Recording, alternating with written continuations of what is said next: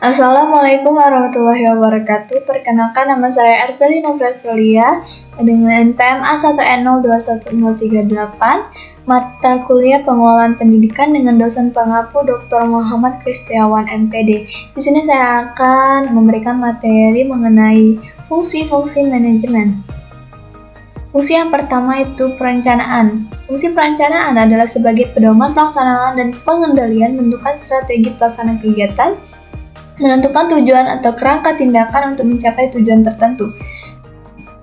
Dalam menentukan rencana harus dilakukan secara matang dengan melakukan kajian secara sistematis sesuai dengan kondisi organisasi dan kemampuan sumber daya dengan tetap mengacu pada visi dan misi organisasi.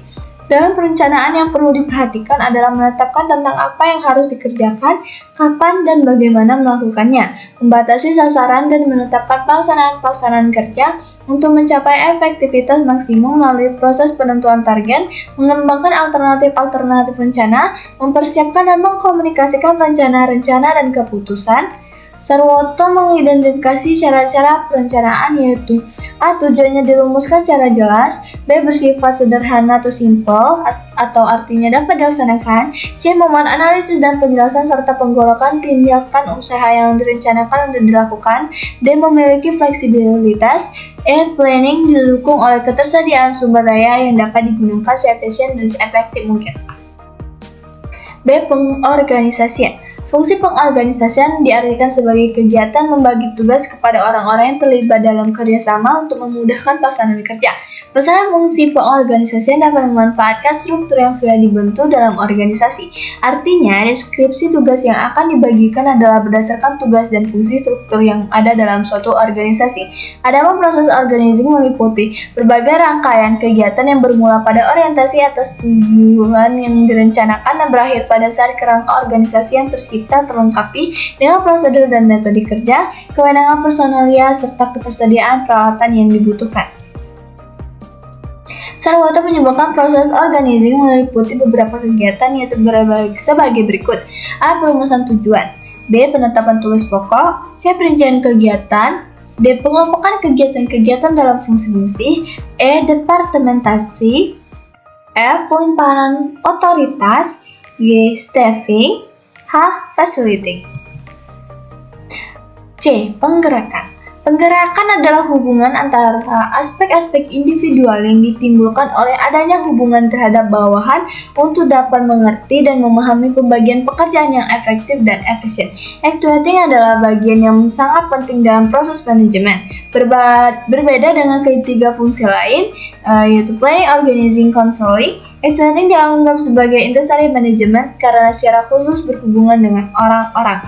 Tadi menyatakan bahwa sukses dalam manajemen sebagian dipengaruhi oleh beberapa hal, yaitu A. Mendapatkan orang-orang yang cakap, B. Mengatakan kepada mereka apa yang hendak dicapai dan bagaimana cara mengerjakan apa yang kita inginkan, C. Memberikan otoritas kepada mereka, dan D. Menginspirasi mereka dengan kepercayaan untuk mencapai sasaran.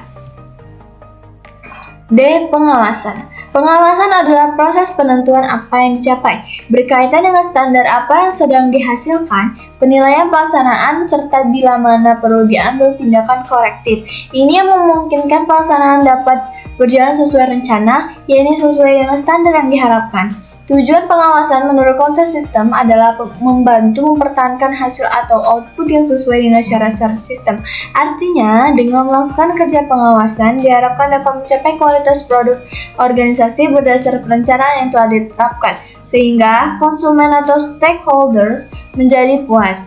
Agar kegiatan pengawasan berjalan efektif, dapat dilakukan melalui 3 tahapan kegiatan, yaitu A. Tahapan penetapan alat pengukur, B. Tahapan mengadakan penilaian, C. Mengadakan tindakan perbaikan.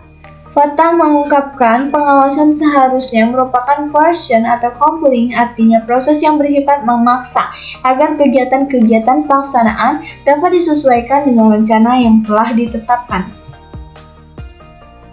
Menurut Manulang, fungsi manajemen terdiri atas A. Forecasting merupakan kegiatan meramalkan, memproyeksikan atau mengadakan taksiran terhadap kemungkinan yang akan terjadi sebelum sesuatu direncanakan. B. 2. Planning termasuk budgeting, fungsi manajemen dalam menetapkan tujuan yang ingin dicapai oleh organisasi. 3.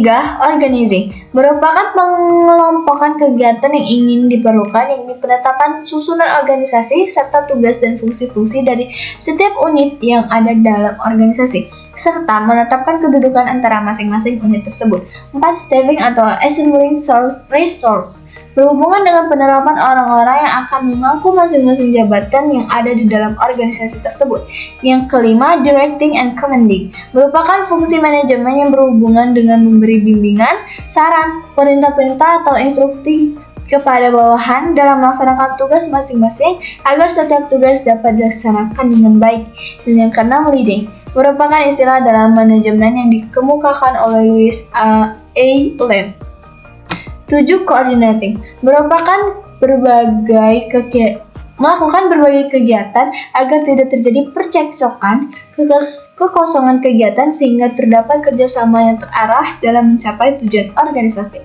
8. Motivating merupakan kegiatan dalam memberikan inspirasi, semangat, dan dorongan kepada karyawan agar mereka dapat melakukan kegiatan sesuai dengan apa yang diharapkan.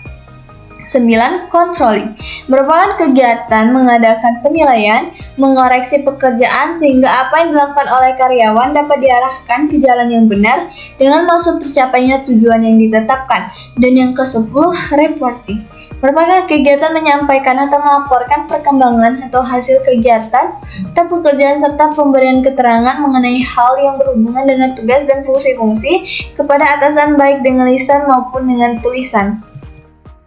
Baiklah, sekian itu saja dari saya. Semoga apa yang saya sampaikan dapat bermanfaat bagi saya dan kalian semua.